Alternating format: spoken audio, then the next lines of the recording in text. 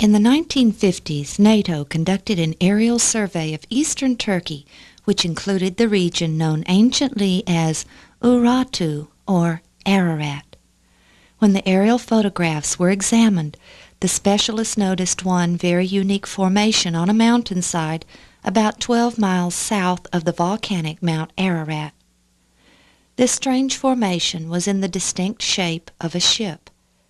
Its length was estimated at approximately 500 feet, and out of the hundreds of stereo photos taken of this region, this object was unique.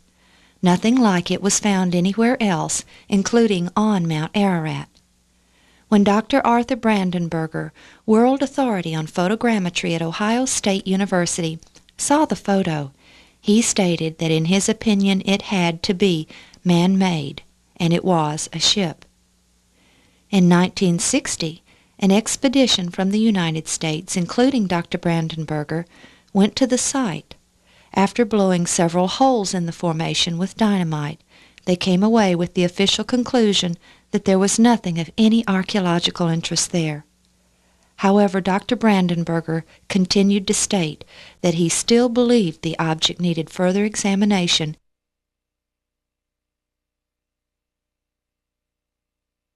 In September of 1960, an article appeared in Life magazine telling about the expedition. 27-year-old Ron Wyatt read that article like thousands of others.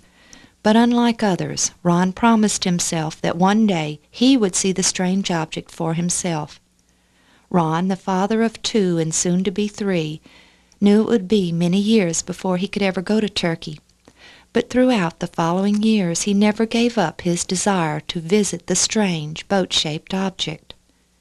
Ron was an avid student of ancient history, archaeology, and all of the sciences, and had never considered that the Ark could have survived until the present. But in 1960, he saw in Life magazine an object that he believed was the only likely candidate for that distinction. He had read all the eyewitness accounts of Noah's Ark on Mount Ararat, and he had discovered that they were all contradictory. All were in different locations, and all were of varying sizes and shapes. He studied the history of Mount Ararat and was convinced that nothing made of wood could have survived its past eruptions or glacial flows. There were many stories about what people claimed to have seen by way of remains of Noah's Ark. These ranged from a boat that had been broken in half and part up on the mountain, part down at the base of the mountain. But most of them implied that the boat had been caught in the ice and preserved and was nearly intact. I didn't feel that that was a likelihood, and as there was no photographs or no real indication that these people had seen anything, I believed that all that would be left was approximately what appeared in the picture in Life magazine in 1960. The boat-shaped object had many things in its favor. First of all, it was in the mountains, plural, of Ararat, as stated in the biblical account. Second, it was shaped like a seagoing vessel. Studying ship construction, Ron had learned that a barge-shaped vessel simply cannot survive on open, stormy seas. And third, it was approximately 500 feet long, not the commonly accepted 450 feet. Ron had concluded that the author of the Genesis account of the flood, Moses, would not have stated the ark's length in Hebrew cubits. Moses was born and educated in Egypt. The Hebrew cubit came into use many years after Moses' death. The only cubit he would have known would have been the Royal Egyptian cubit of 20.6 inches. This would have meant that the ark was 515 feet long, not 450. In 1975, Ron read the book The Ark File by Rennie Norbergen, a member of the 1960 expedition. For the first time, he now knew the names of the expedition members, and he contacted all but one of them to get directions to the strange object. However, the team had left from the small town of Dobizet on horseback, led by the military, and they could offer him no directions. In 1977, he and his two teenage sons, Danny and Ronnie, flew to Turkey. It took several days of very uncomfortable travel to reach Dobayacet. Ron had no idea where to begin looking for the boat-shaped object. After all, it had now been 17 years since the 1960 expedition. Would anyone even remember it? And even if they did, Ron didn't speak the language and had no way to ask. So they checked into the Erzurum Hotel and got some sleep. The next day, they hired a taxi to take them to the road they had entered town on and simply began to walk. Soon they came upon a group of local villagers who looked quite intimidating. But convinced that Ron and the boys were tourists, one of the villagers appointed himself their guide. Ron saw a very large rock which had crosses carved on it. About 10 feet in height, the stone had a hole on one end. Ron remembered seeing similar objects in an archaeology book that were anchor stones used on ancient ships in the Mediterranean Sea. But this one was many, many times larger. When their guide saw Ron's excitement at seeing this, he showed them several other similar stones in and around his village. Most of them had 8 crosses carved on them in the Byzantine and Crusader styles. For the first time, Ron realized the possibility that the Ark had used such anchors, not for anchoring the ship, but for stabilizing it and holding the nose into the oncoming waves. The crosses on these stones were of the style of ancient Christian Byzantines and Crusaders who were well known for carving crosses on objects they associated with biblical events and places. Did these early Christians connect these stones with the 8 survivors of the flood? The next day Ron and the boys again began to walk the region. This time they came upon an ancient stone house partially collapsed. Its great age could be seen by the fact that the ground level around it had been raised several feet by eroding soil from the surrounding hills. Extending out in all directions around the house was a system of stone fences, also almost buried with only their tops extending above the ground.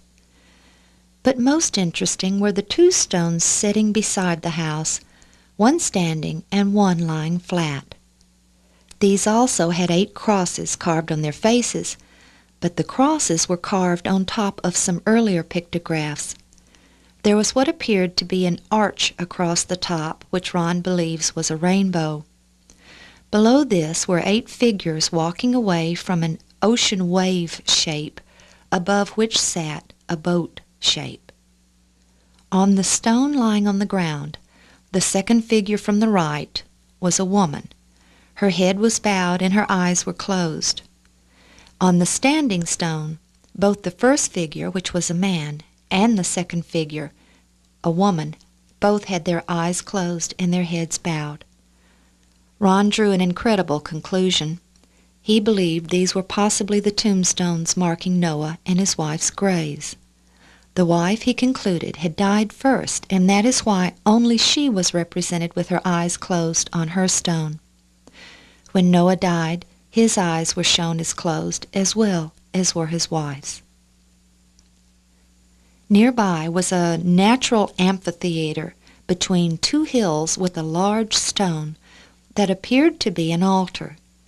Could this possibly be Noah's post-flood home with corrals for breeding various animals and an altar directly behind his house?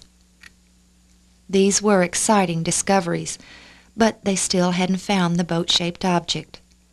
Finally, the last afternoon they were there, Ron left the boys reading while he made one last search. This time he had the taxi drive in a different direction, south of where they had earlier been. When the taxi had gone as far as it could, he began to walk through the mountains. After a while, he saw the boat-shaped formation directly below him. And seeing it this close, he was convinced more than ever that it needed thorough scientific investigation. He needed to learn what lay beneath the surface of the soil covering the strange object. That evening he and the boys paid their hotel bill and arranged for a taxi to take them back to Erzurum in the morning. While packing, they heard the clamor of men coming up the steps, banging on the walls and shouting. When Ron looked down the stairs and saw them, he recognized some as men they had encountered over the last 3 days, and he realized they planned to rob them. The region is so isolated that he knew they were in trouble if they didn't escape quickly. Barricading the door and tying sheets together, they climbed out their window onto a roof where they re-entered the hotel through its kitchen and escaped. But in the commotion, they lost most of their film and luggage.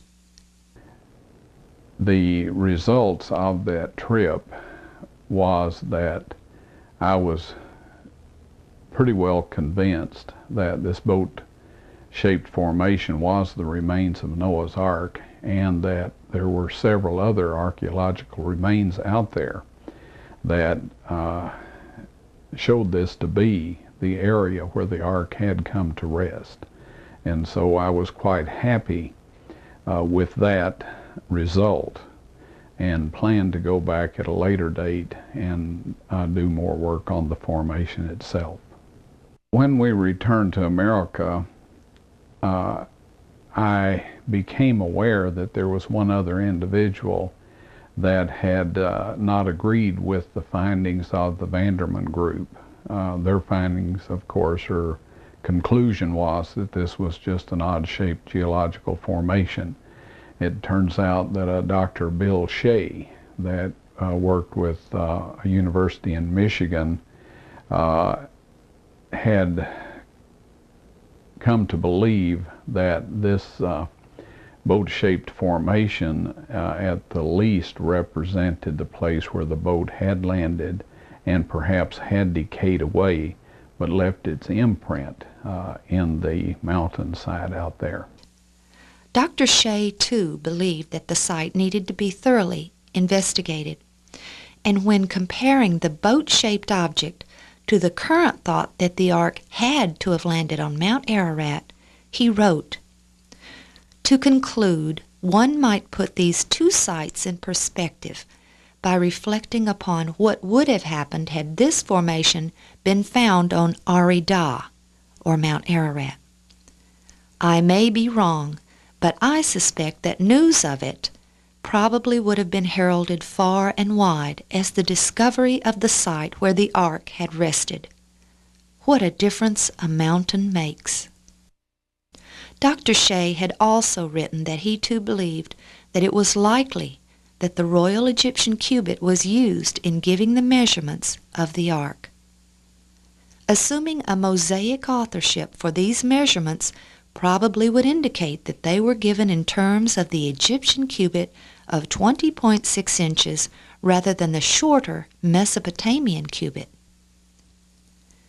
After Ron and Dr. Shea communicated and Ron shared his information from the August 1977 trip with him, Dr. Shea applied to Turkey for permission to excavate. The reply was negative. As far as Ron was concerned, there was nothing else he could do at that point, so he waited for Providence to hopefully provide opportunity. Believing it was important to have some idea of where the Ark would have landed, in 1975 Ron had performed an experiment. The story of the flood indicates that the Ark was a free-floating object on an earth covered with water, and that it came to rest in some mountains. So with this in mind, I built a small model of the boat, 6-to-1 ratio, as is mentioned about the Ark, and then I constructed miniature mountains in a shallow flowing stream, and I would release the model boat upstream from these little mountains, and by changing the shape and size of these mountains, I was able to determine what configuration of mountain the boat would most likely come to rest in. And so I found that a crescent-shaped mountain oriented to the northeast or southeast would be the most likely place that a free-floating object would come to land. And with this in mind, the site in eastern Turkey fit that configuration, that geological configuration, so that was a plus. Without permission to excavate, Ron felt there was nothing he could do. Then, in December of 1978, he heard about a small earthquake in eastern Turkey. On the chance that it might have damaged the boat-shaped object, he arranged to return in September of 1979. When he arrived, he was overwhelmed by what he saw. The earth surrounding the boat-shaped object had fallen away, revealing its sides, which clearly showed evenly spaced indentations along the western side. He believed these were holes which resulted from the fractured petrified ribs which had partially fallen away when the support of the surrounding earth was no longer present. On the eastern side, he saw what looked like portions of rib timbers which were fragmented but still in place, only discernible due to their shape and color. The quake had caused a crack along the length of the object, and Ron was able to measure the depth of the structure and to take samples for analysis. If these specimens were decayed and petrified wood, they would contain a much higher carbon content than the surrounding area. The analysis done by Galbraith Labs did indeed show this to be the case. The specimens from the site showed 4.95% carbon, which indicated that it was once living matter, such as decayed or petrified wood. In addition, the analysis from the site showed a high iron content, much higher than the surrounding area. A wooden ship the size of the Ark would surely have had metal fittings used to hold the timbers together. The biblical account tells us that metallurgy was a known science well before the time of Noah. And the analyses gave indication that something within the object contained a high level of iron. Ron measured the site and found it to be 512 feet long, but he also found a 3-foot section at the lower end which appeared to be broken away from the main section.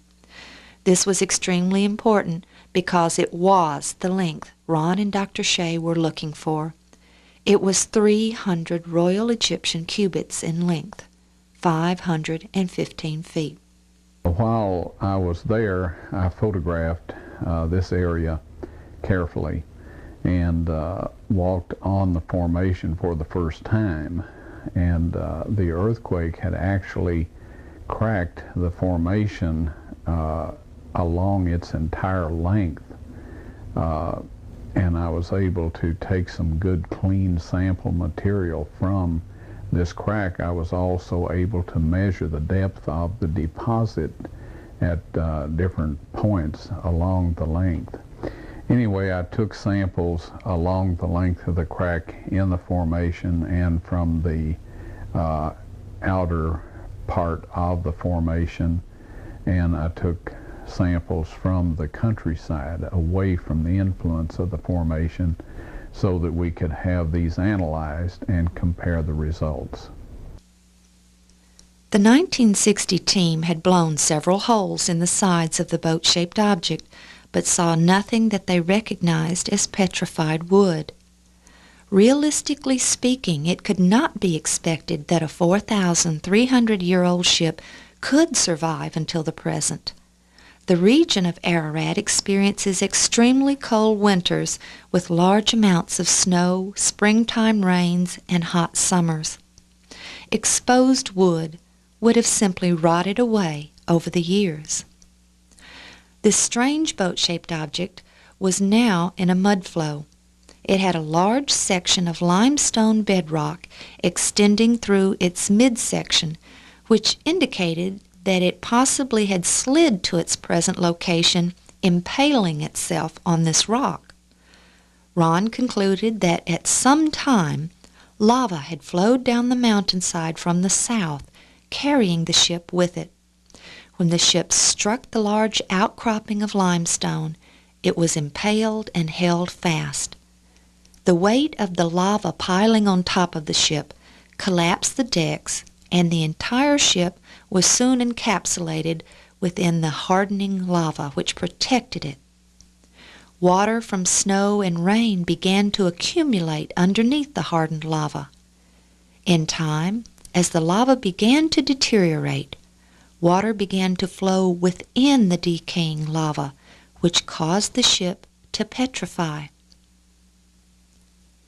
But if the ship had been covered in lava, why wasn't it burned up? Well, lava doesn't always burn everything it comes in contact with, as we read in this quote from the New Larousse Encyclopedia of the Earth. It might be supposed that the high temperatures of the lava would give off an enormous amount of heat. This is not so, however, and it is quite usual for a flow to pass through a forest or town without causing a fire. One flow from Paracutin even piled up against oaks and cottonwoods without destroying them. How can we explain this anomaly of high lava temperatures and absence of fire and flames? To begin with, lava consists of a vitreous mass which is a poor conductor of heat. It also cools quickly at the surface, becoming covered with a crust which in some measure prevents further heat radiation from inside the mass.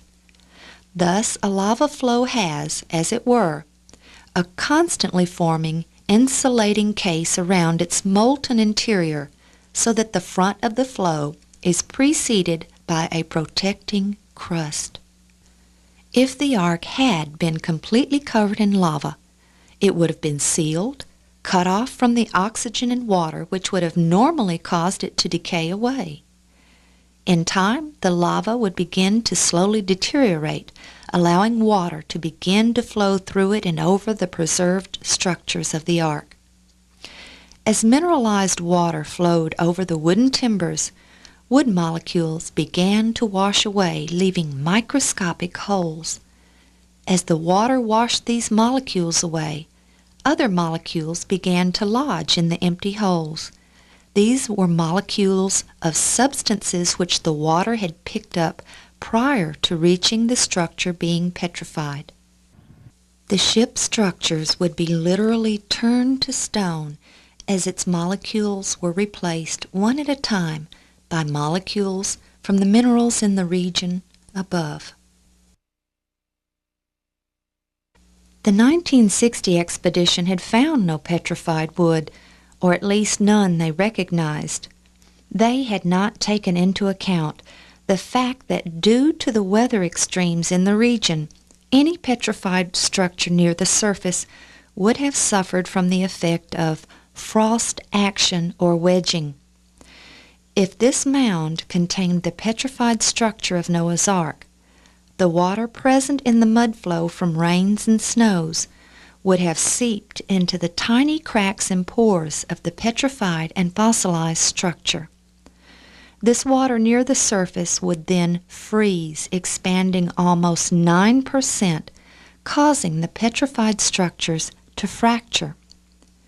The Encyclopedia Britannica states, "When moisture seeps into the pores of a rock and freezes, it may shatter the rock into tiny fragments of silt or sand size. As this process is repeated year after year, any structure near the surface which would have been exposed to the freezing temperatures would be expected to be fragmented, and in time reduced to fragments some the size of a grain of sand. It was unlikely that any petrified structure near the surface would have remained intact. At the most, these structures would have suffered enough weathering to give them the jagged appearance of old rocks. If any intact structure remained, it would most likely be found within the soil deep enough to be protected from the elements."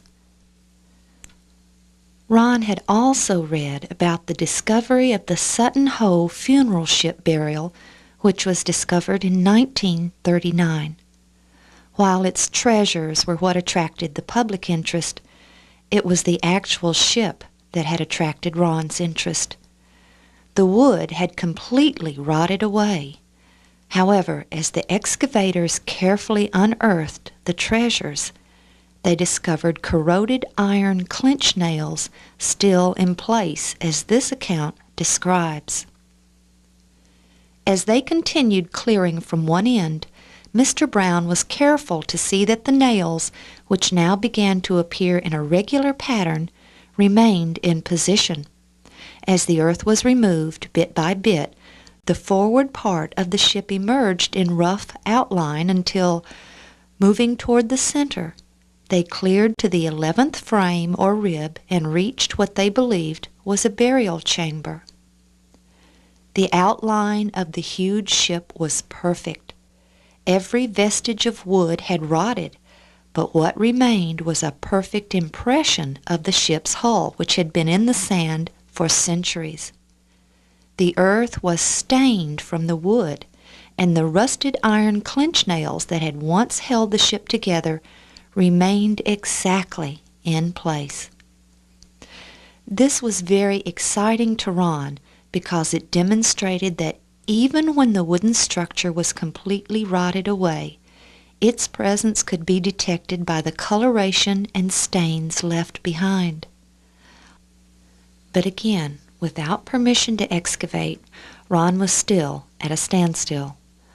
All investigation had to be non-destructive. But the high percentages of metal in the site gave him an idea. In 1983, Ron contacted White's Electronics of Sweet Home, Oregon, and presenting the project to them, asked if they would donate metal detectors to be used in the research. His theory was that perhaps the location of the metal fittings which connected the timbers could be detected. I had contacted White Electronics in Oregon and made them aware of what I wanted to do and asked them if they had some metal detectors that would penetrate a little deeper into the soil than the usual ones. And so they were kind enough to send me their two best metal detectors. It was also in 1983 that Ron read about Colonel Jim Irwin, the astronaut, who was searching Mount Ararat for the Ark. Ron drove to Colorado Springs and met with him, explaining about the boat-shaped object. Colonel Irwin expressed interest in seeing the site, and in August of 1984, the two men flew together to Turkey. Before going to Dobizet, Colonel Irwin met with some friends in Ankara and took Ron along. At their home, Ron was introduced to several people who would soon change the course of his research. Orhan Bazer and Mine Unler would become Ron's official liaisons with the Turkish government, assisting him in obtaining the necessary permits to continue his research. Arriving in Dobizet, Colonel Irwin met with his group, and Ron took several of them to the site. Orhan Bazer obtained official permission for Ron to do metal detector scans, and they scanned the entire object with the ferromagnetic metal detectors. Ron found 13 lines of consistent metal readings lengthwise along the object. Colonel Irwin, in a 1986 conversation with Ron, tells about the results of those scans. We decided that since there was some metal in those analyses that we got back from Galbraith, that it might be worthwhile to look at the boat with a metal detector. And so, remember you had expressed a desire to be there when we checked this out, and you were there. Yeah, we got some real positive readings, didn't we? Yeah. As we went up and down the long direction of the formation.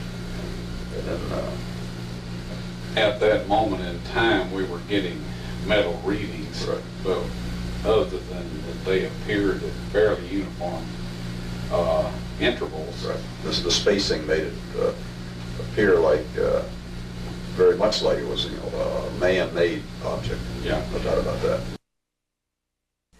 When they returned to the hotel and word spread, several other Ark hunters wanted to see the site. One group was headed by Marv Steffens, and when the metal detector scans were repeated, his group immediately got very excited.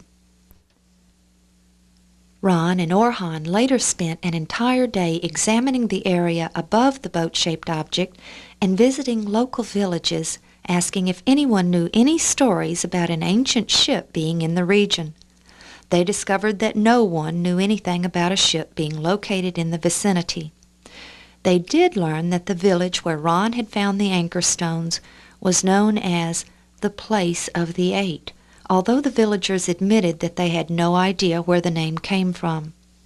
They also learned that the mountain the boat-shaped object was on was locally called a term which loosely translated to Doomsday Mountain, although again no one knew where these names came from.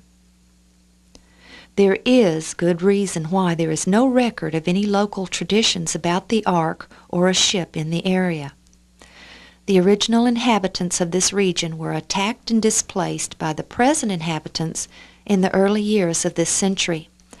The invaders took over the lands, their homes, and even their flocks and herds, but all knowledge of any local traditions the original inhabitants may have had was lost. When Ron and Orhan scoured the countryside above the boat-shaped object, they discovered something which Ron believed was extremely important. They found a very strange section of earth approximately 120 feet long and 40 feet wide, which appeared to be outlined by a thick rim of petrified wood. Scattered over and around this section were strange-looking objects which looked like rocks, but which were very heavy and felt like metal. Ron took specimens of this strange substance. He had also taken similar specimens from the lower broken section of the site, and his theory was that it was ballast from the hull of the Ark. He had earlier concluded that the ship had slid to its present location in a lava or mud flow, and he now believed that this was a portion of the hull that had remained embedded in the earth. When the Ark was carried down the mountainside, it was ripped away from this portion of the hull, causing the ballast material to be left lying scattered all around. In this same area, they also found a recently constructed stone structure which had pieces of an ancient broken stele incorporated in it. Being careful not to draw the attention of the locals to these broken pieces of stone, they photographed the pictures inscribed on these stones. Pieced together, these broken pieces depicted a boat-shaped object very similar to the 1950s aerial photograph. And within this boat shape were 8 faces. The very unique mountain ridge above the boat-shaped object was also depicted, with ravens in flight, and next to the ridge was depicted a volcanic-looking mountain, a mountain that had since subsided. When Ron stood on the top of the ridge and looked south where this mountain was represented as being, he saw that there was a mountain in that location, but that it was no longer visible from the viewpoint of the artist of the stele. This was, Ron was sure, the volcano that had erupted many, many years ago and covered the boat with lava. Since the broken pieces of the stele were found near the location of the section he believed was the bottom of the hull embedded in the earth, he believed this stele had once marked the original location of the Ark. Orhan had also arranged permission for Ron to take more substantial specimens from the boat-shaped object as well as from the surrounding terrain. On August 25, 1984, Ron left Turkey with his specimens and headed towards Athens to connect with his overseas flight. When he arrived in Athens and purchased a newspaper, he read that Marv Steffens had called a news conference in Ankara about the time Ron had left, and producing a bag of his own specimens, he announced that Noah's Ark had been found. He was immediately detained, accused of taking valuable artifacts, and with this, He proceeded to tell the authorities that Ron, too, had left taking specimens and was already out of the country. It had only been a little over 4 months since Ron and his 2 sons had been released from a 3-month prison term in Saudi Arabia after being falsely accused of being Israeli spies, and he wasn't very happy at this turn of events. If the Turks believed he had taken valuable artifacts from their country, his days of working on Noah's Ark were finished. When he arrived in New York, he checked into the Carlton Hotel near the airport and called the Turkish United Nations mission, explaining what had happened.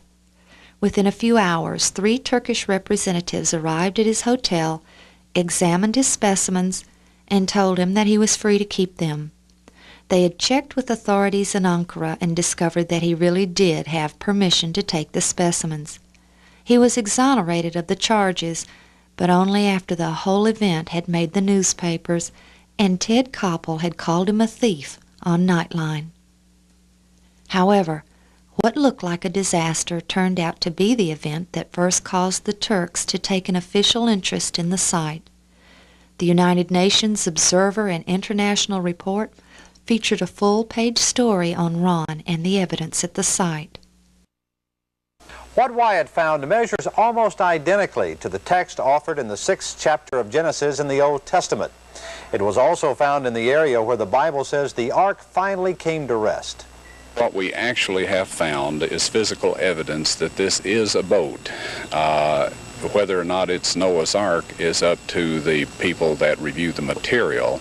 That's up to them to decide on that. My personal feeling is that it is Noah's Ark. Wyatt admits his skeptics are severe, and he has a long road to travel before his theories can be totally tested. The rock, wood, and metal samples are currently being analyzed, with reports due on the specimens by mid-September. If it is the ark, what has been proven? To the people that believe in God, this will be a confirmation of their faith. Wyatt firmly believes ultimately his find will be proven to be that of Noah's Ark. Even then, he says, there'll be some who still won't believe it. As far as the timing of this find, he has an explanation. But I think everything is on a time schedule, and I believe that when the time is right, these things will be brought out. Back at home, Ron sent one specimen that he had taken from the section he believed was the embedded hull above the ark to Colonel Irwin, who then sent it to Los Alamos National Labs for careful analysis. Ron then went to Galbraith Labs with his new batch of specimens. These analyses were even more encouraging than the 1979 ones, as these revealed extremely high metal contents, not only of iron, but also of aluminum. Although aluminum constitutes about 8% of the Earth's crust in weight, it never occurs in the metallic form in nature. It occurs as alumina. Yet, these analyses revealed that the specimens contained both alumina and aluminum. Ron believed that the petrified structures would not only have been petrified with minerals from the soil above the site, but also with the molecules of the metal fittings of the ship, which contained aluminum as well as iron. Ron arranged to return to the site a few months later in October of 1984. The Turkish government had sent several of their own scientists to examine the object, and Ron arranged to loan them one of the White's metal detectors. He wanted to see if they could duplicate the pattern of metal readings at even intervals. They did. Colonel Irwin was dedicated to searching for the Ark on Mount Ararat, but he continued to offer Ron any assistance he could. When he received a call from a man who was interested in searching for the Ark, but who expressed the belief that it couldn't possibly have landed on Mount Ararat, he referred this man to Ron. Early in 1985, Dave Fassel called Ron.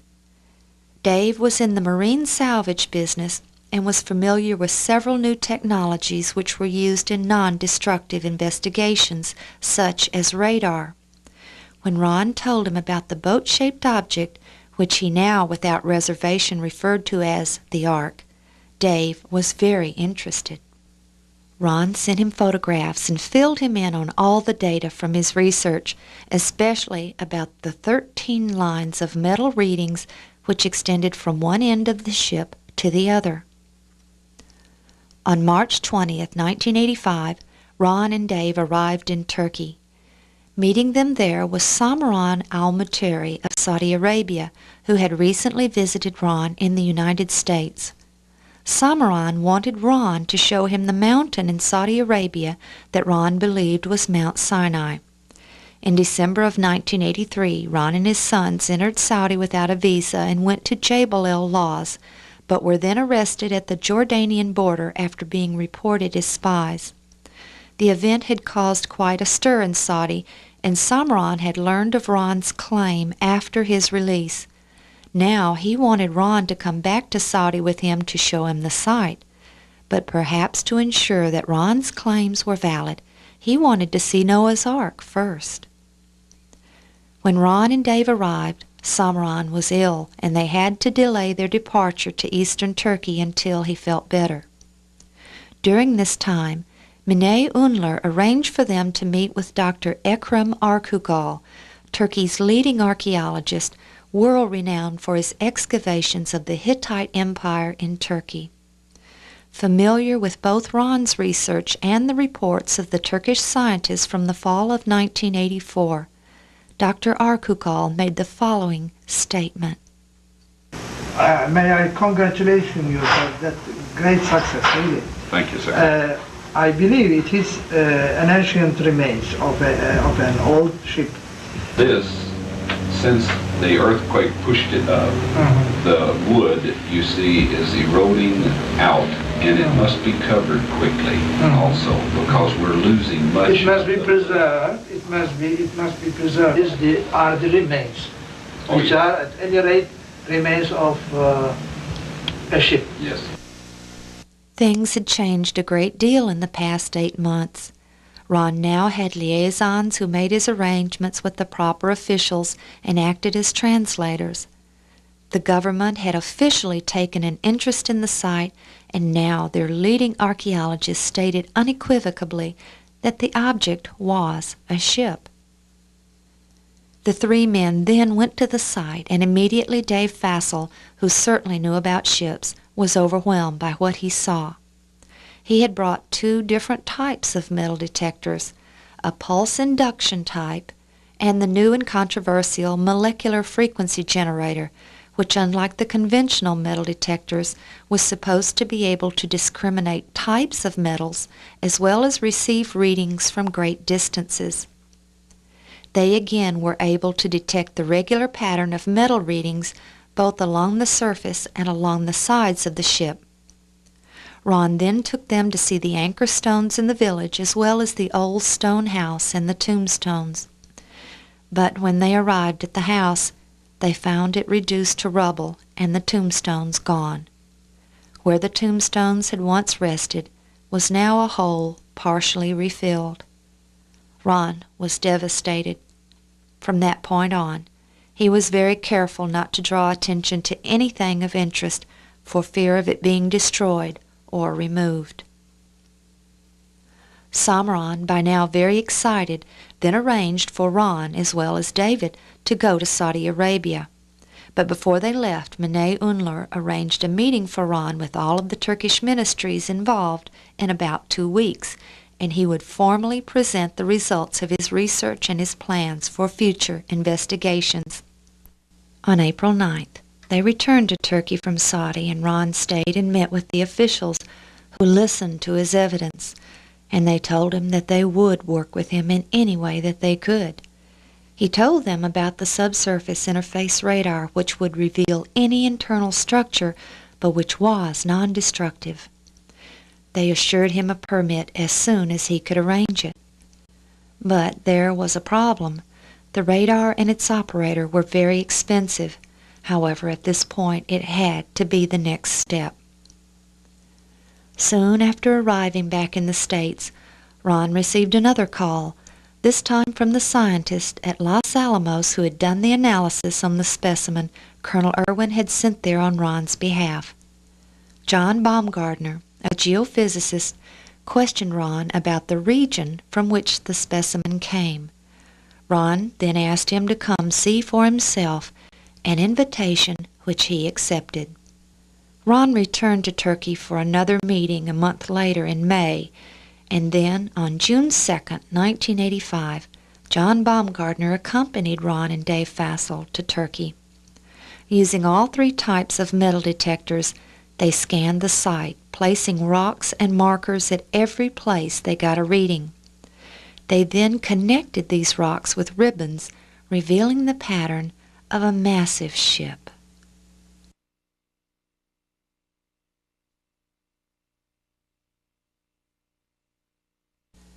Dave found a specimen which John examined and found to be consistent with hand-wrought iron. My name is John Baumgartner from Los Alamos National Laboratory.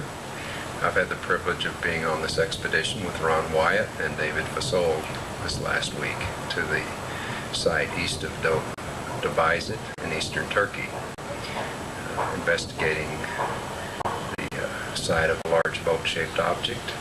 Okay, would you show us briefly this specimen that Mr. Fasol owns and that we wish we owned? Okay.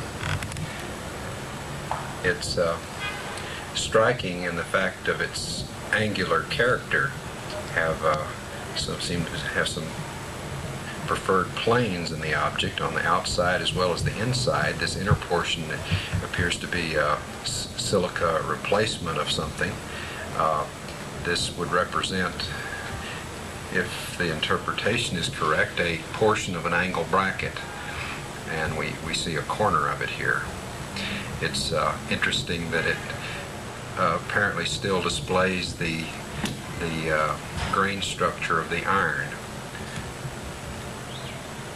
Now, does this seem to be cast iron or wrought iron? I would say it's has the character of wrought iron, and it appears that this is almost pure iron oxide here, this outer portion. All right, from your own use of metal detecting equipment out on the site, John, would you say that this is an isolated piece of iron? No, we found just an incredible amount of iron in this formation. This is one of this was sampled from one of the many points along the stores. We were on the starboard side where we collected this sample. They appear to be regularly spaced along the boat. But Ron knew the difficulty they would have in convincing anyone else that this object contained the fossilized remains of a massive ship. The general public simply didn't understand about petrification and frost wedging, which fractured petrified wood. Even more importantly, Ron was discovering that many trained geologists didn't recognize pre-flood petrified wood because it doesn't contain the growth rings of post-flood wood. None of the specimens he had taken from the site had growth rings, and because they were fractured from the weathering, they were only fragments of timbers unrecognizable as wood to most people. There were no growth rings because the biblical account states that there was no rain prior to the flood, but that a mist watered the face of the earth. Growth rings result when the growth of the tree halts due to cessation of its water supply during the cooler season or during a drought. Scientists who reject the biblical account even agree that Carboniferous plants contain no growth rings, but this would be a stumbling block to many. On the western side, the rib timbers had been exposed to weathering and had fragmented and were rapidly falling away, leaving only the empty spaces where they had once been. The only way to distinguish the rib timbers on the side that still retained portions of them was from the color difference in the fragmented ribs from the soil surrounding them. The exposed ribs were, for the most part, now reduced to very small fragments, but they still remained in place. By this time, Ron was convinced that this was indeed Noah's Ark. And this ship, as such, is the oldest man-made structure on Earth, and it is in the exact condition that was to be expected. But it wasn't what the world wanted to see. They were looking for a barge-shaped ship, still intact or perhaps broken in half, but still wooden, not petrified. And they were looking for it on Mount Ararat, even though this volcano had experienced several eruptions, the most recent in the mid-1800s, which was very similar to the Mount St. Helens eruption, which blew out an entire portion of the mountain. The upshoot of the interest of the group at Los Alamos is that Dr. Baumgartner made an appointment with myself and David Fassold to meet some people out in Dallas that were considering funding part of the documentation on this formation. And David suggested that a subsurface interface radar scan of the site would be helpful and useful since we were denied permissions to excavate. And of course I was very happy with that prospect, and the results of our meeting in Dallas was that the project to do a radar scan of the site was funded. Everyone's hopes were riding on the radar scans. Only the internal structure could have survived the weathering which was fragmenting everything on and near the surface. Dave also arranged for ABC's 2020 to cover the event. On August 1st, 1985, Ron arrived with the permit and was joined by John and his group, which included other scientists from Los Alamos. They went directly to the site and repeated the metal detector scans, again laying out the pattern of ribbons. The Los Alamos scientists also measured the site with sophisticated surveying methods and confirmed that it was 515 feet and 7 inches. Dave would arrive a little later with the radar and its operator, Tom Finner of GSSI. 2020 was also on their way. But with all the attention the outsiders were receiving, the local guerrillas took this opportunity to make trouble. Commandos were assigned to protect the men at the site, and they positioned themselves in the crevices around the ship. But suddenly shots rang out, and the commandos quickly rose up and fired upon the terrorists, sending them fleeing, but not before killing several. Martial law was declared, and by the time Dave, the radar, and 2020 arrived, the site was off limits. It was a terrible disappointment, and everyone's frustration was intense. But the coverage by 2020 documented the metal detector scans and other evidences, making the public aware for the first time of what was happening on Doomsday Mountain. Do you believe Noah's Ark actually existed? Could the legend that sounds like a fairy tale really become proven fact? Well, the search has been going on since biblical times. And in a moment, you're going to meet some people who are positive they have found the Ark. Now, we know such claims have been made before.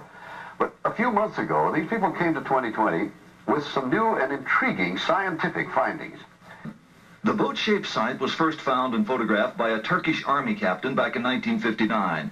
It was quickly explored and dismissed as a freak of nature. But Wyatt, an amateur archaeologist, rekindled interest in it a few years ago. He brought in Dave Fassold, a marine salvage expert, to assess it. Fassold felt he knew a shipwreck when he saw one. He became obsessed with it. For over a year, I haven't dreamed about anything else, from the time I put my head on the pillow to the time I wake up. And that's all I think about all day long. And I'm sure that's all Ron thinks about. The Doomsday Mountain team brought in some high technology to explore the oldest legend of man. There's one. They began scanning their site with a molecular frequency generator. It's a device used by surgeons to pinpoint cancer tumors, and it's been used by Fassold to locate underwater treasure. This time, the molecular frequency generator began to pick up a unique pattern of iron lines beneath the Earth. Okay, bring that one up. They began placing ribbons along those lines. The finished shape, outlined by the ribbons, was that of a huge ship, the approximate length and width of Noah's Ark, as described in the Bible.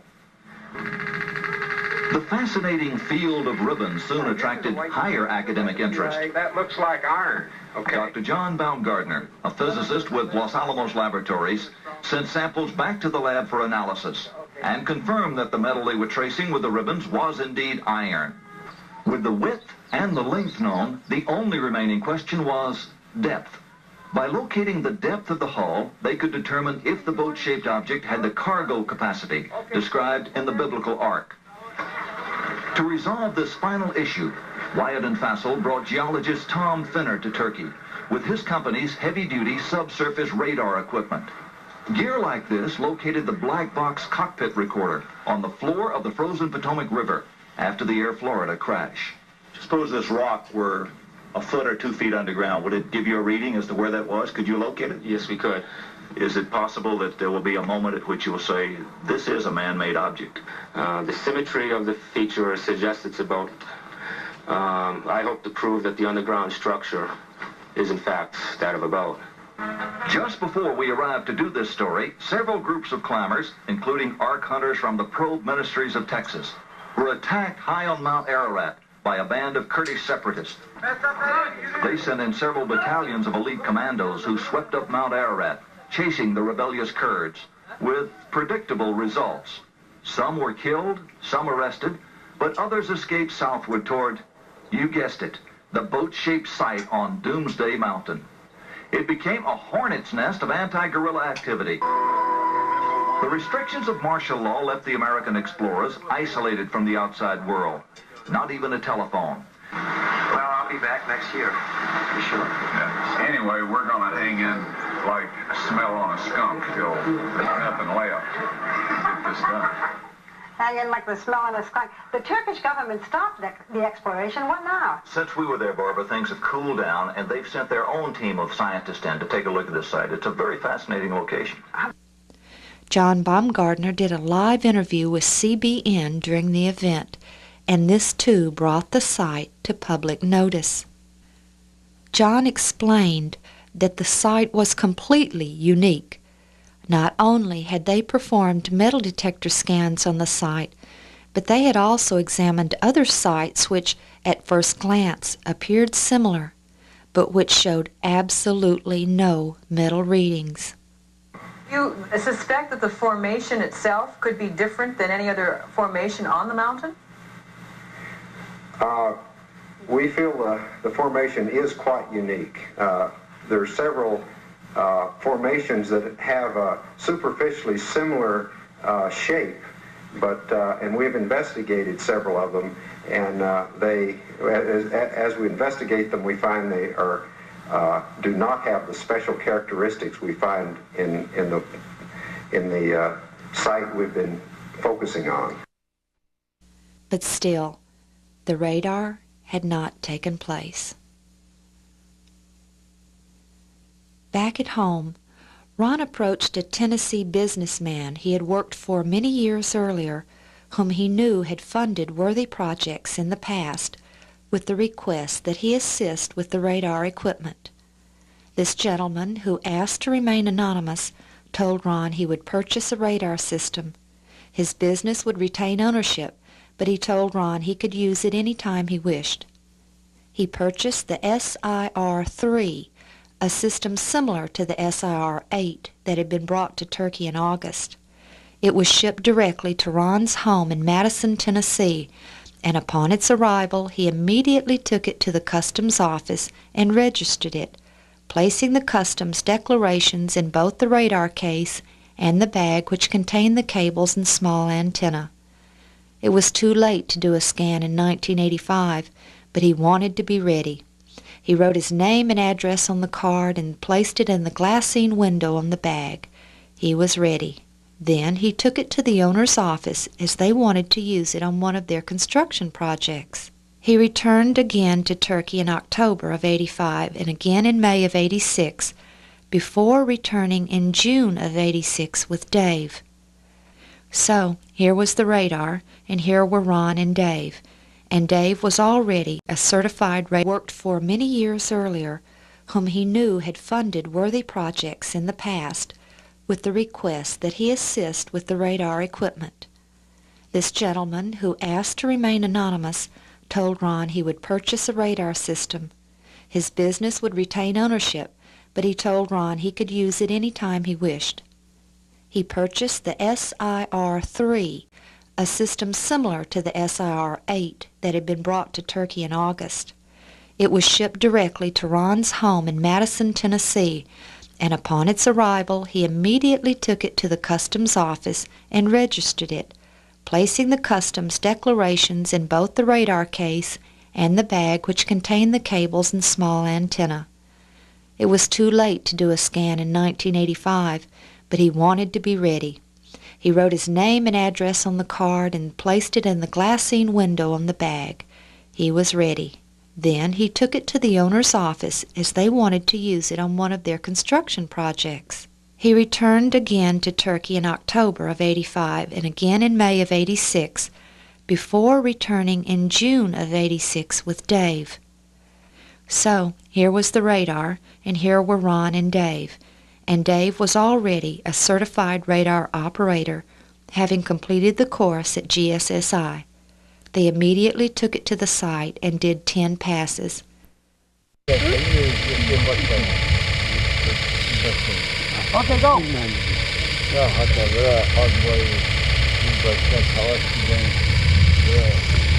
Now we're going across the front end of the boat, and David set those markers in so he can see if there's a relationship between the metal lines of his frequency generator and the parallel, uniformly separated timbers that are showing up on the SIR.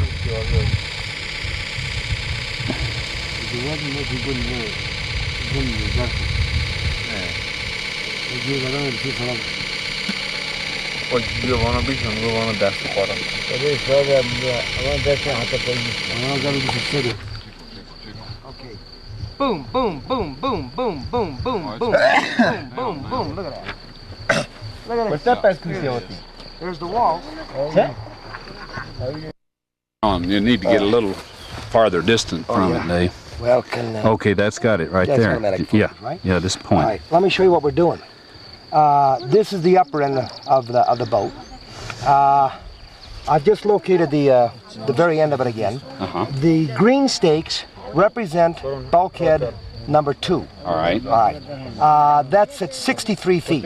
Yeah. Those stakes are actually at 66 feet. All right. Okay. Now, but I'm picking up where the longitudinal bulkheads double up at the bulkheads. Right. That's why I've got so many stakes that are green. Right. But then when I go in between bulkhead 2 and 3, I haven't got as many bulkheads. Right. You see what I mean? Because they haven't doubled up. As many longitudinals. Yeah, right. I haven't doubled up. Okay. These are coming out real good. Yep. And if you want to bring the camera over, I want to show you how it should come out on the paper.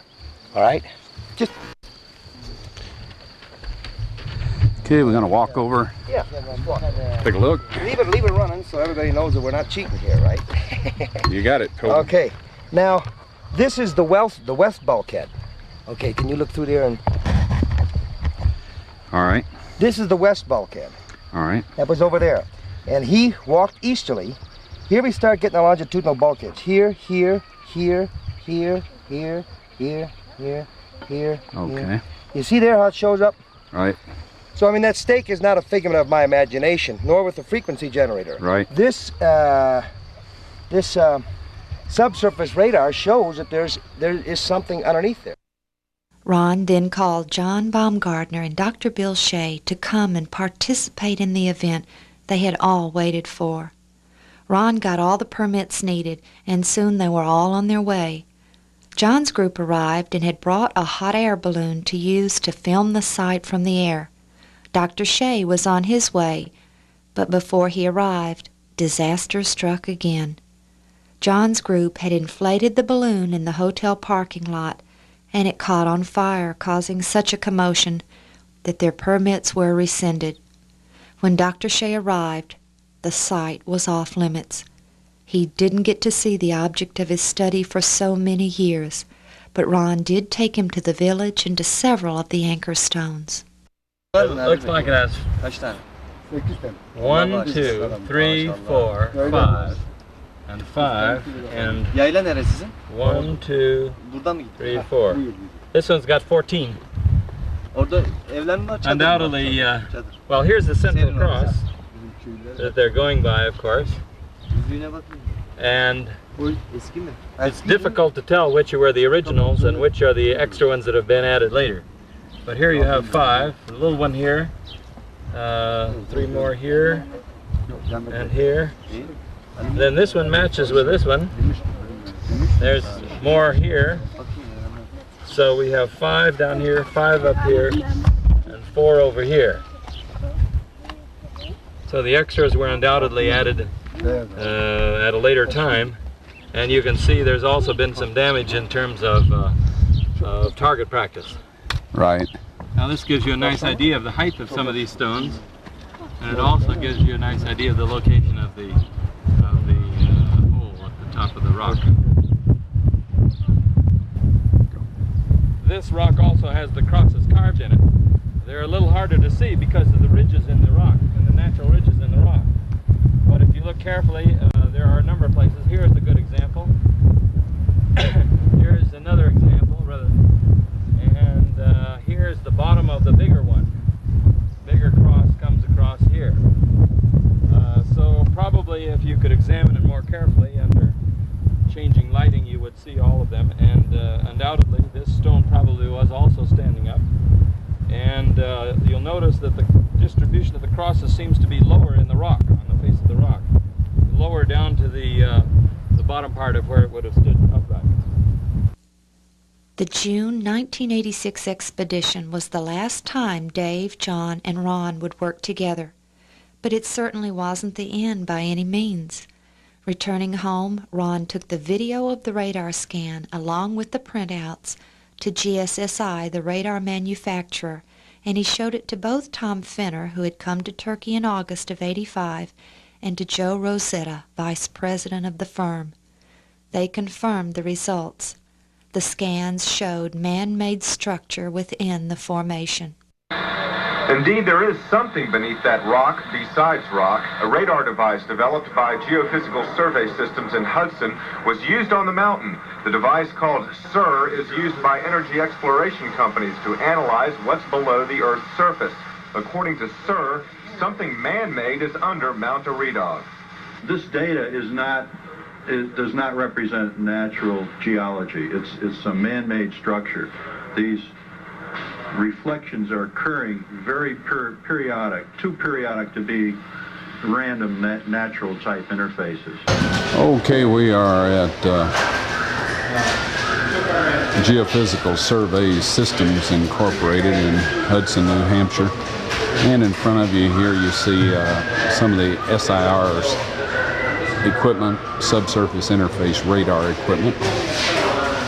And these are other varieties of the same system that we used out in eastern Turkey. Yeah. Handheld. I set it up on a tripod a little later, and I'm filming this. See that these reflections on these marks indicate point targets that seem to correlate with the iron lines that you found with the magnetometer and the molecular frequency generator. What's unique about this here versus the other instruments, now you can get some depth estimates to these targets. They all appear to be in equal depth within a few inches of each other anyway. And I also noticed that you get a parallel scan to this down here, and you got the same results, which indicate that these are continuous features. But I think this is pretty dramatic evidence. This evidence I was hoping to come up with when I was out there with you last year. At that time, Ron completed his training on the radar equipment and received his certificate. On November 8th, He returned to the site and did complete scans of the entire ship, as well as the surrounding area, reporting the results to officials in Ankara. In December, the decision was officially made. The evidence was complete, and Turkish scientists agreed with Ron. It was the remains of Noah's Ark, officially. The evidence had been scientifically studied. Years earlier, the photogrammetry expert Dr. Arthur Brandenburger said the boat-shaped object was man-made based on his years of experience in studying stereo photos. Chemical analysis of specimens taken from the site showed the presence of metals in quantities and types that do not occur in nature. They contained organic carbon, which proved that they were once living matter. Natural rocks do not contain organic carbon. The metal detector scans showed a very distinct, organized pattern of metal beneath the surface consistent with the shape of a ship. These scans were done numerous times using 3 separate types of metal detectors, all of which confirmed the same results. Laser and other sophisticated methods of measuring performed by scientists at Los Alamos confirmed the length measurement. They showed the object to be exactly 300 Royal Egyptian cubits. The subsurface interface radar scans revealed visual evidence of organized structure encapsulated within the boat shape, structures that were positively identified by the radar specialists as being man-made. Turkish authorities, many of them of the Muslim faith, who accept the flood account of the Bible, saw no other conclusion possible. It was a ship. It was in the mountains of Ararat. It was 300 Royal Egyptian cubits in length. It was the remains of Noah's Ark.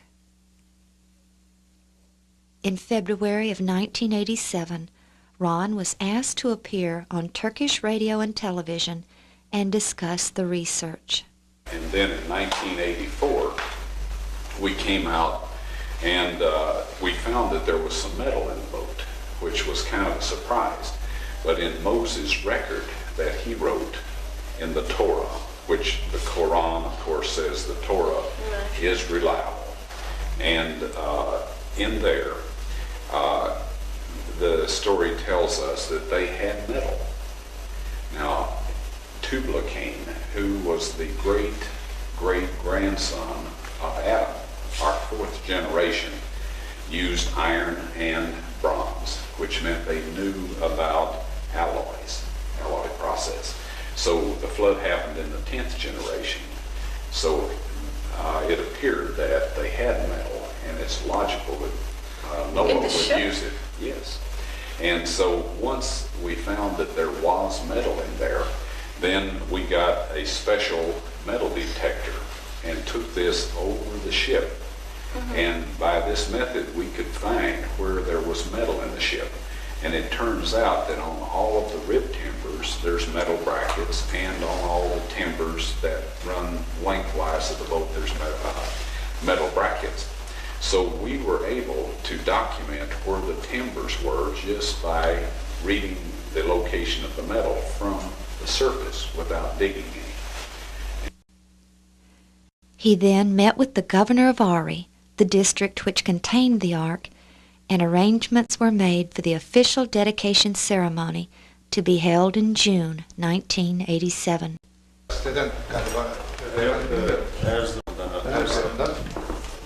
Bizim Ağrı'nın Ağrı hakkında ve tarihi hakkında bilgileri kapsayan bir kitabımız. Çok teşekkür ederim. Kitabımız size takdim etmekten şeref duyuyorum. He returned in both April and May of that year, again scanning the site with radar. By adjusting the frequency of the signal and scanning the same location over and over, Ron was able to obtain data that would produce a 3-dimensional image of the structure beneath the surface, allowing him to construct a model of the ship. On June 20th, 1987, Ron was guest of honor at the ceremony held on a hill just above the Ark. In attendance were officials from Ankara and the regional governmental agencies, high-ranking military officials, scientists from Ataturk University who had independently investigated the site, and numerous journalists. Plans were also revealed for a visitor center to be built overlooking the Ark, and it was dedicated as Noah's Ark National Park. Ayrıca Nuh'un gemisi olayıyla ilgili yapılan çalışmaları 2 gün önce Ankara'da üzerinde duruldu. Bu 3 tekliften birisi de burada teklif sahibi Mr. White var. Bu konuda büyük emeği geçmiş. Ben Mr. White yanında diğer araştırmacılara huzurlarınızda teşekkür etmek istiyorum.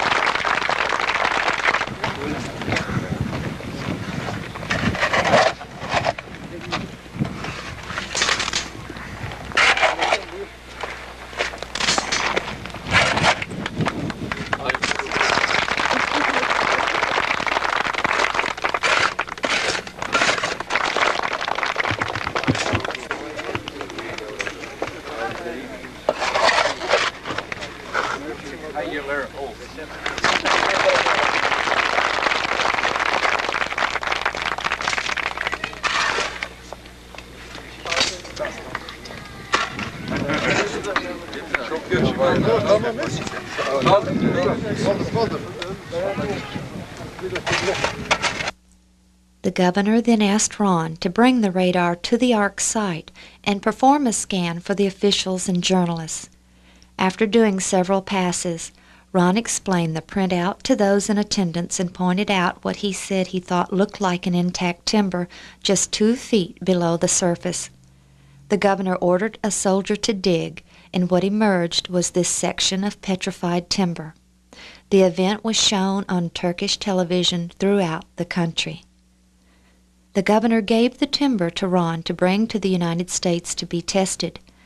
Everything that the Turkish scientists had recovered to that point had been kept under wraps. The governor wanted this to be made known, and placing it in the radar case, it arrived in the States in perfect condition.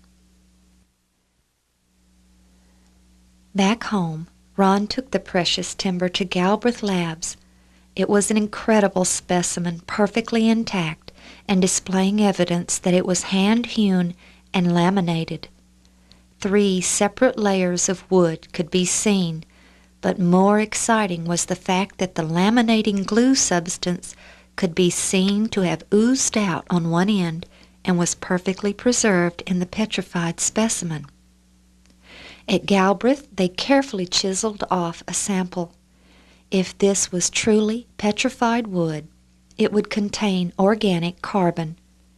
If it were just a rock, it wouldn't.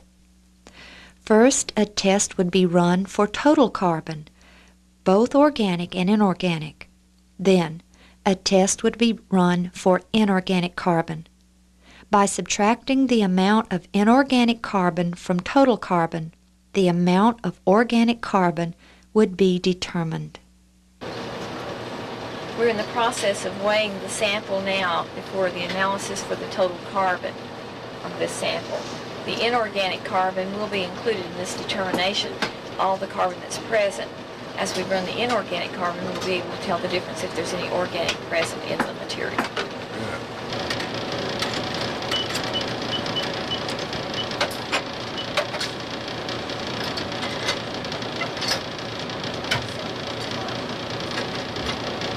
We're getting 0.71% total carbon in this.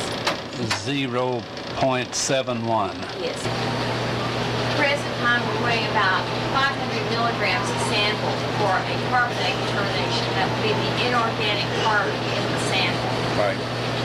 So we subtract that from the total carbon, and that tells us what percentage is raw carbon and what is the carbonate. Well, it would tell you what percent of organic carbon that you would have there. Left. Okay.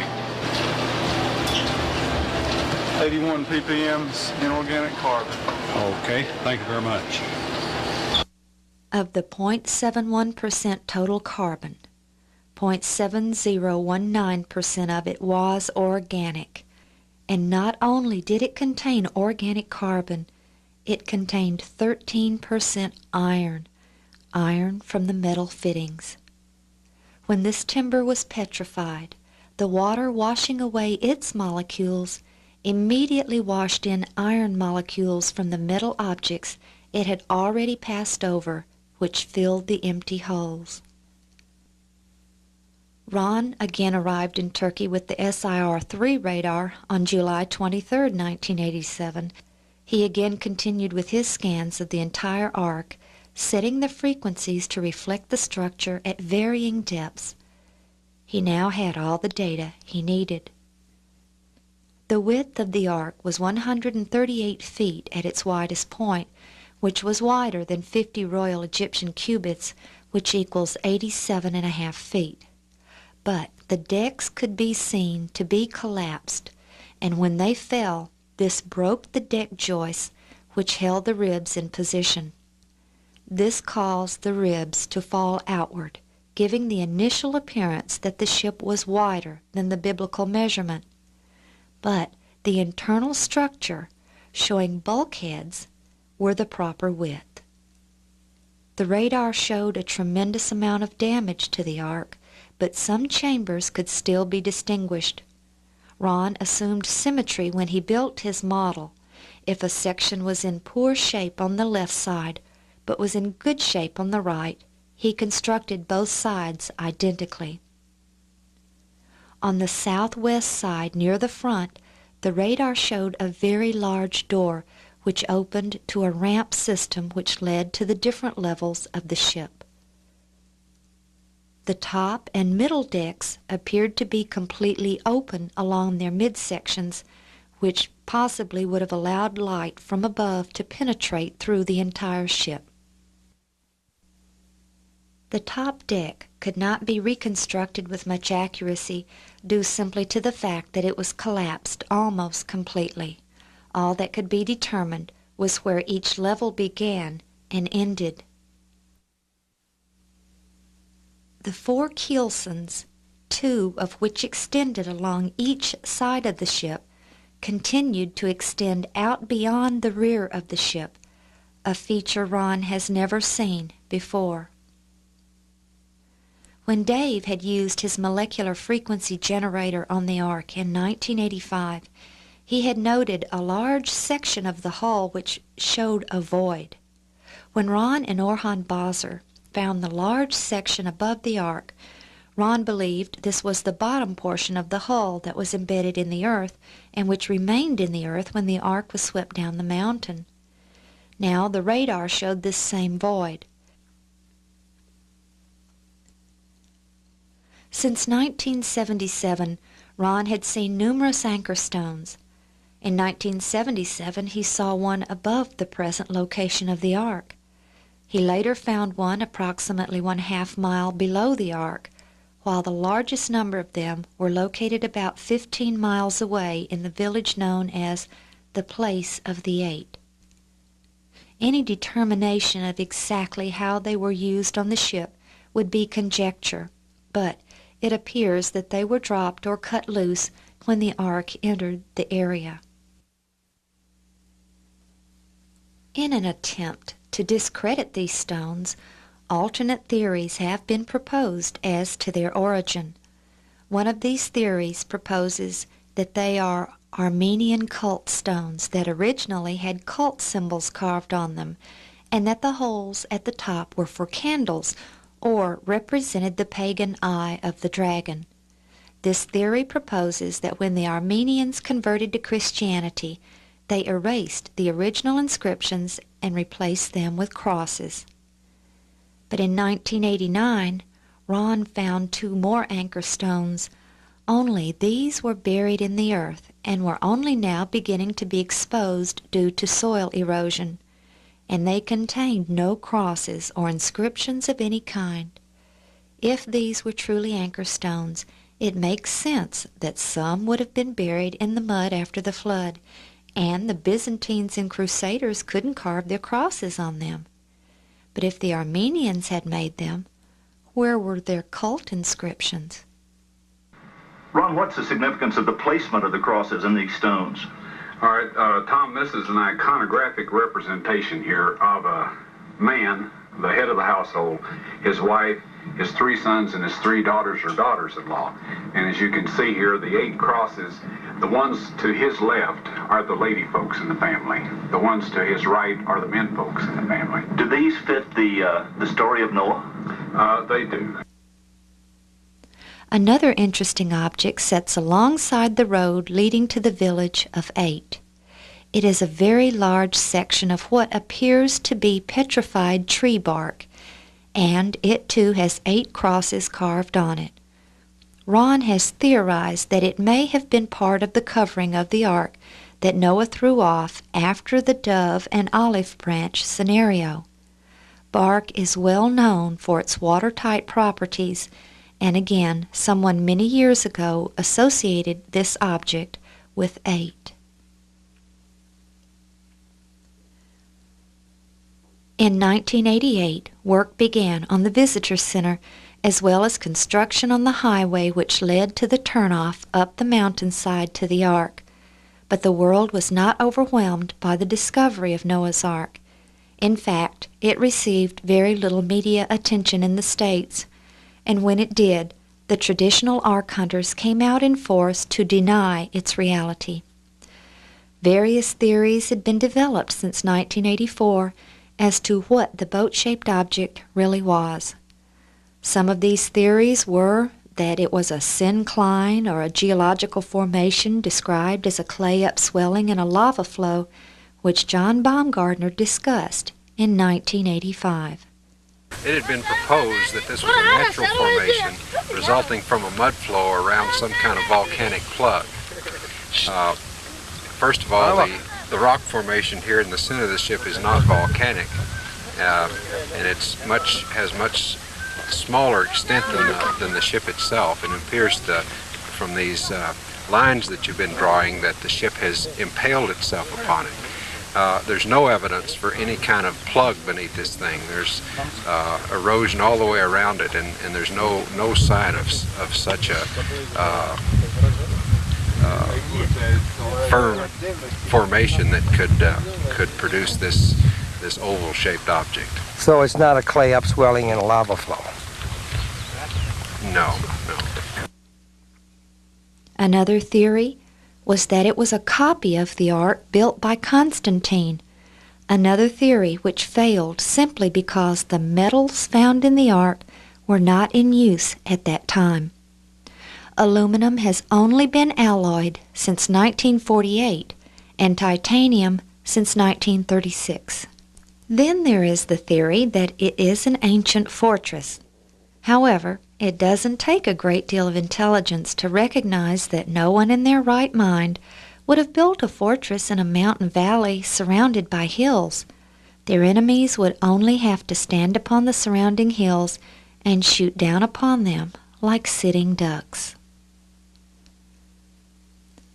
The strange metal objects Ron and Orhan found above the Ark site, which Colonel Irwin sent to Los Alamos, were very important.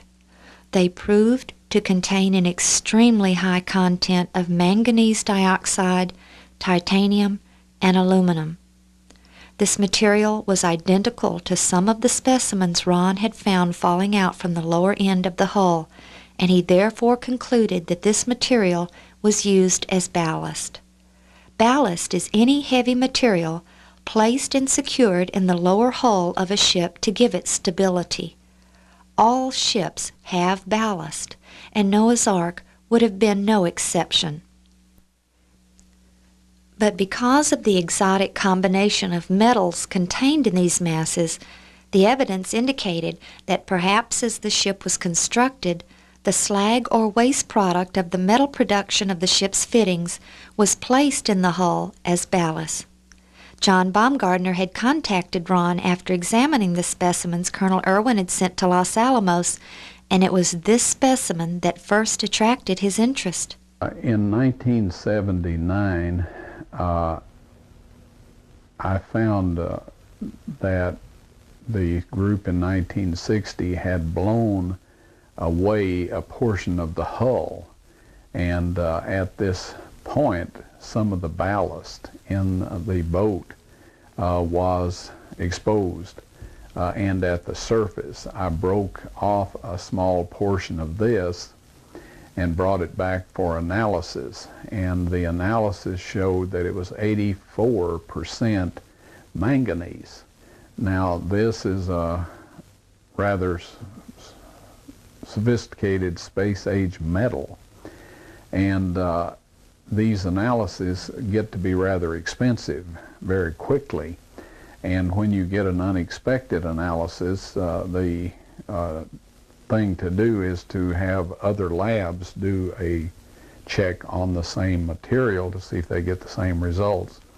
We couldn't afford that, but Jim Irwin, when I showed him the analysis, expressed an interest in getting it checked, so I gave him a part of this ballast, which he sent to Los Alamos National Laboratories, and he said that he wanted to do that, and that was fine by me.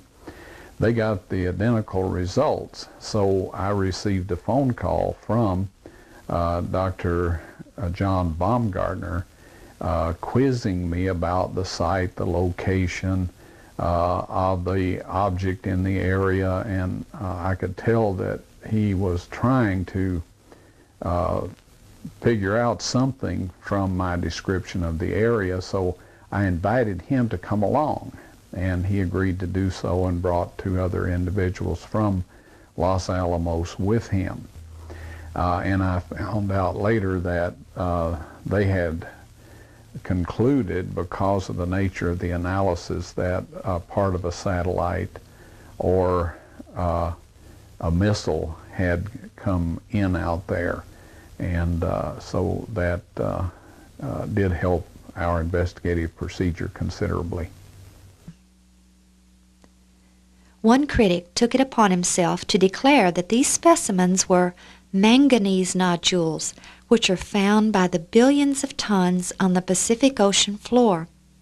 However, Ron's specimens weren't taken from the Pacific Ocean floor, nor did they compare in composition or size with these manganese nodules. Manganese nodules average about 35% manganese dioxide, and they also include copper and nickel. The ARC specimens contained no nickel or copper, but they do contain titanium and aluminum. In fact, the ARC specimens contain exactly what would be expected in waste product of high-tech metal alloys. In 1990, Ron, Marv and Renetta Wilson of Dallas, Texas, Tom Allen of Switzerland, and myself decided to spend some time examining the house Ron believed was Noah's. The ancient stone fences could still be easily seen extending out in all directions from the house, only their tops extending above the earth. But another interesting feature was the large rock behind the house that looked like an altar. So we all hiked up to it and found not only the large rock, but a complex of rocks that clearly had been arranged by humans for some purpose. We're standing up here next to the altar stone. We're to the right, looking down into Kazan.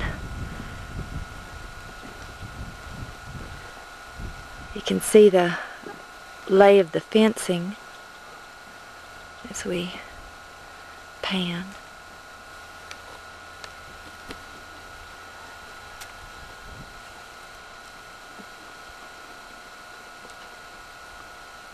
Digging out here too, right? Everywhere.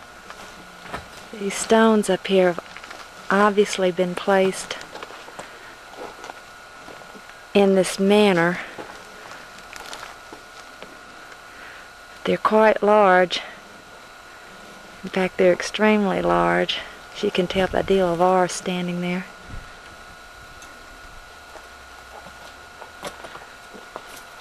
could easily put, say, the sacrificial animals in here, Ron? Probably. Now we're in the little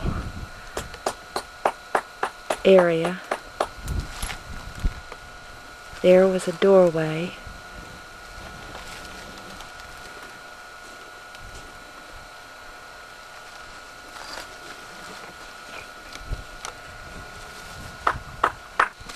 Here we are in another penned-in area.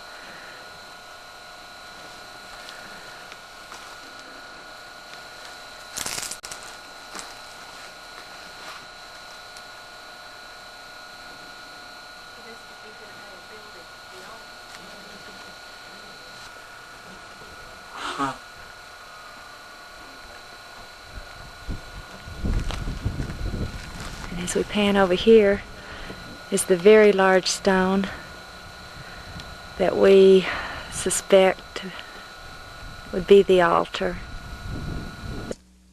When we climbed upon the hill around the large rock, we discovered it to have excellent acoustics, like a large amphitheater. Okay, I'm standing up on the stone now. It was quite a big step. Of course, there's a lot of moss on it. And we look out straight dead ahead at Noah's house. And then just beyond there, Kazan.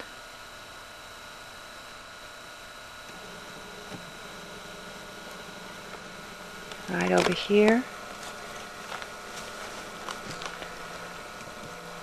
The pen, possibly, where the animal was brought to be prepared. The little place where its blood was shed and drained. And Ron says that he can hear me quite well just talking in a normal voice here. Renetta and I measured the altar, as we now refer to it, and found it to be an extremely weathered 12-foot cube with a step in the back which was about 3 feet above the ground. Standing upon this step and looking over the altar, we had a magnificent view of the entire region. The house and its system of fences was directly below. The rocks on the side were arranged in a manner that was consistent with being pens for medium-sized animals. There were also 2 large rocks which seemed to have been shaped. Okay, this is designed to kill and bleed bullocks, or large cattle is the term used in the Bible. They bring them up this ramp here, and they chip this out and also chipped out here so the animal could be led, and somebody behind swatting it appropriately would get right up here. And then they could turn it around and then bind its feet and legs, of course, and lay it down with the head down this way and cut its throat, and of course the blood would all run out. And Noah was specifically instructed that they should not eat the blood of the animal, and of course there were other parts too. All the rocks had suffered a tremendous amount of weathering, but it was quite evident that many had been arranged by humans. However, it would have taken a large number of very strong men to have moved some of these boulders. One was leaning against the cliff face in a manner which formed a roof, and it was so large that I could walk under it without stooping.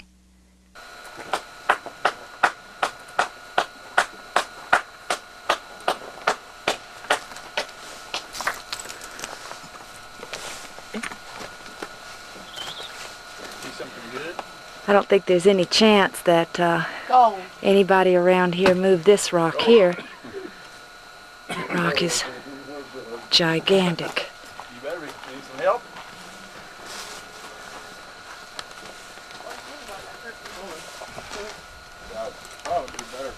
Ron believes this was Noah's altar, where his family met during the times of their sacrifices. We then walked down to the house and spent a long time examining the area. We found no evidence that the area had been inhabited for a great number of years. Okay, we're looking at Noah's house here. Trying to be very discreet, as one of the villagers is come up here next to us. We're looking at the fencing now.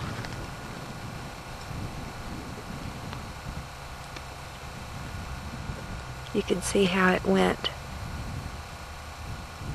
across the hill, up high also, and even all along the top.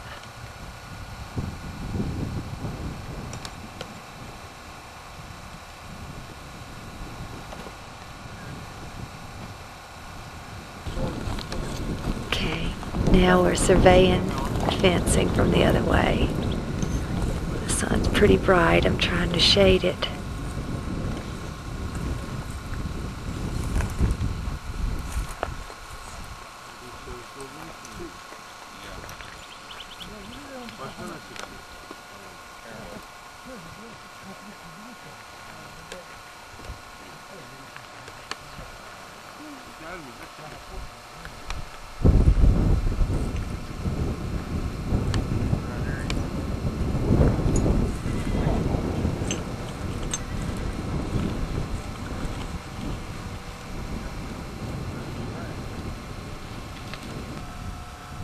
Here we can see the fencing that ran up beside the house.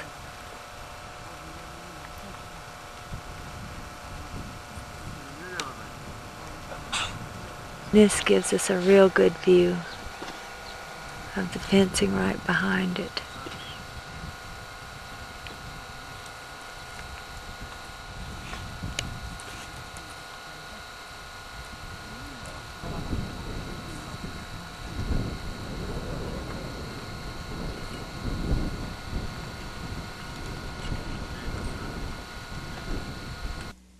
In 1990, Ron conceived an idea which he thought might help demonstrate the condition of the ship. The western side had suffered a tremendous amount of deterioration and weathering. The exposed ribs were virtually gone, leaving only the impressions in the soil surrounding them.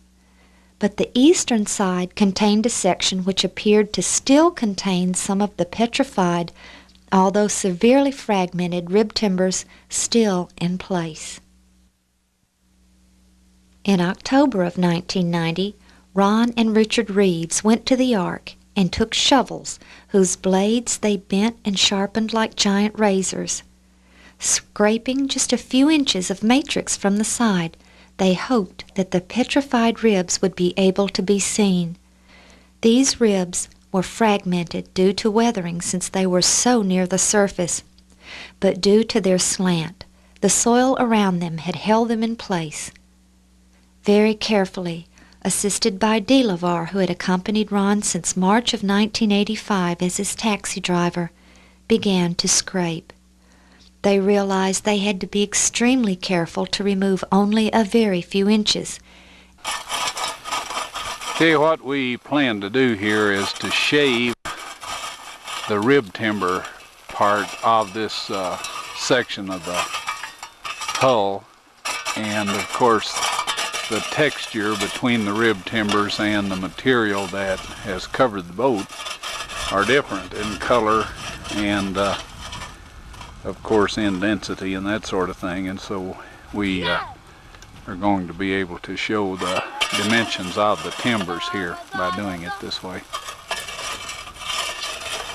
Okay, again we're focusing in on the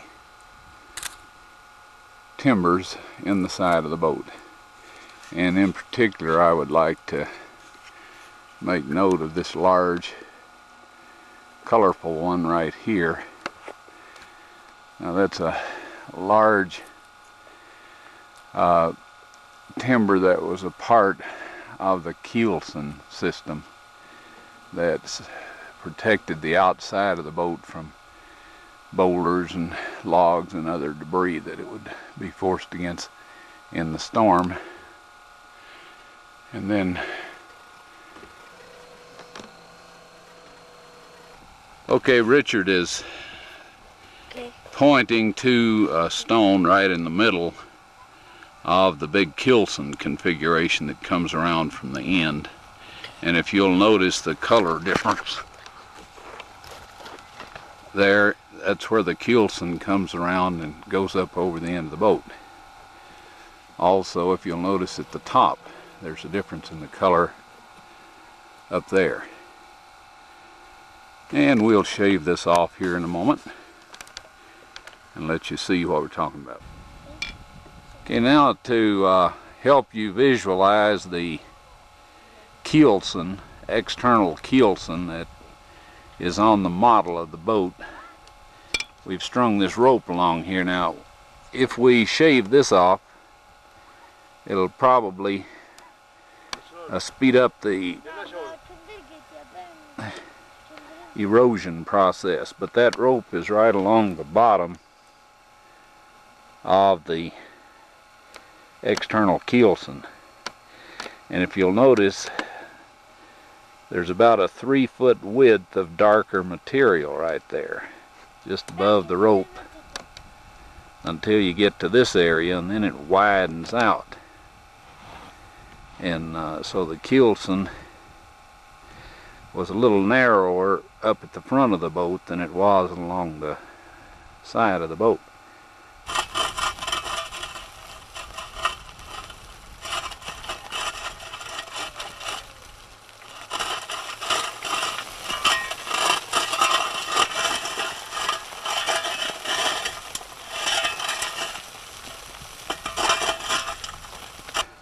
Okay, go ahead.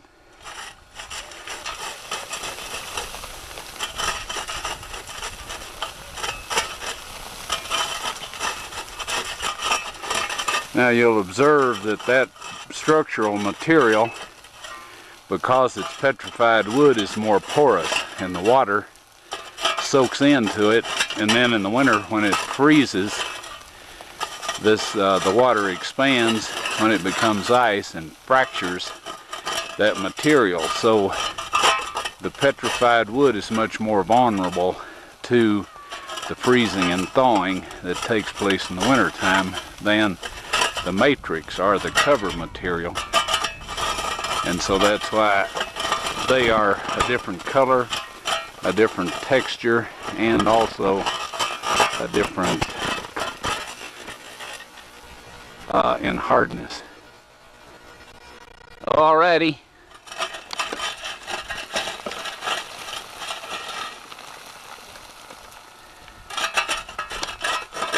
That keelson comes right down through there, and again we'll sweep along. Okay, that's got it, Richard. Sweep right down along through here.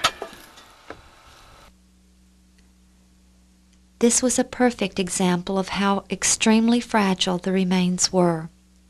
Once exposed to the elements, any intact structures would be reduced to tiny fragments in probably one season. If it was ever to be excavated, it would have to be first covered and protected, and then each exposed structure member would have to be encased in some type of acrylic polymer to seal it and protect it, a process that would involve a tremendous amount of time and effort. Yet Ron still dreamed of the day it could be excavated. In 1991, Ron took a tour group to the site, and as he approached, he noticed a large object and picked it up. When he turned it over in his hand, he saw that it displayed the perfect shape of a rivet with a washer around it, and that it appeared to be fossilized. Our last trip out there this past June, we found this very impressive rivet. And if you'll notice here, the plate itself is just a little more than 1/4 inch in thickness. It's approximately 3.5 inches in diameter, the plate itself, and then the shaft of the rivet is roughly 1 inch to 1.25 inches in diameter. And if you'll notice here, it was struck while it was hot and flared out the end of the shaft so that it would not slide back through the hole in this washer. And this shows that their abilities to use metal was quite advanced. In 1984, he had photographed areas along the sides of the ark which showed colorations suggestive of metal oxides, all in circles. He hadn't disturbed these for fear of destroying them, but now he believed this specimen showed an actual example of one of the metal fittings. It was analyzed by 3 separate laboratories. Since it was fossilized, a great deal of its original material would have been replaced by minerals, and the analysis showed it contained about 20% silicon, which was expected. However, it also contained very high percentages of aluminum, titanium, and iron, the same metals which were found in the slag material used as ballast, except for one major exception. The ballast material contained over 84% manganese, yet the rivet specimen only contained less than 1%. This was even more evidence. In the production of aluminum and steel, very large quantities of manganese are required, but very little remains in the alloy. Steel generally contains less than 1%, yet over 95% of the manganese produced today is used in the production of alloys, with the majority of it ending up in the waste product. And this is exactly what the evidence at Noah's Ark indicates. A few months later, in August of 1991, Ron, Richard Reeves, Marv Wilson, and Dr. Alan Roberts of Australia met with several authorities in Ankara to request a permit to excavate. Dr. Roberts had contacted Ron in 1990 and expressed a serious interest in the site. Ron had provided him with details of the research, which Dr. Roberts studied carefully. He visited the site alone in 1990 and, like Dr. Shea, believed that an excavation was necessary. By this time, he had received a financial commitment from a British corporation to fund the excavation with Ron as head of the project. Ron explained the procedure he planned to use that would protect the exposed sections. After short deliberations, the men were told that they would receive the permit. But it was Thursday, and due to a long holiday, the offices would not again be opened until Monday, at which time they were to pick up the permit. With several days to kill, the 4 men decided to fly to Erzurum and visit the region southwest of the Ark. De La Var got a minivan and they headed south. But as they neared Bengal, they were taken hostage by a group of guerrillas belonging to the PKK, an outlaw Kurdish party. For 3 weeks they were taken through the steep mountains, sleeping on the bare ground during the day and traveling constantly during the night. When it was over, any hopes of excavating were shattered. The men had been through a terrible ordeal, as we see them here in the helicopter which took them from Bengal. It was also too late in the season to consider excavating. Each family had to deal with the emotional trauma which only time would heal. In time, we all recovered. But the region continued to remain unstable. In June of 1992, we took our second tour group to Turkey, and as we neared Dobbayazit, a beautiful rainbow appeared across the sky. The bus pulled over and everyone got out to film and photograph it. Then we again continued down the road, but within a few minutes we were flagged down by soldiers who wouldn't allow us to visit the Ark. And to this day, the region remains unstable and dangerous for tourists. The controversy continues to grow even though the evidence is overwhelming. Some who were once ardent supporters and associates now deny the evidence. So, is it really the Ark?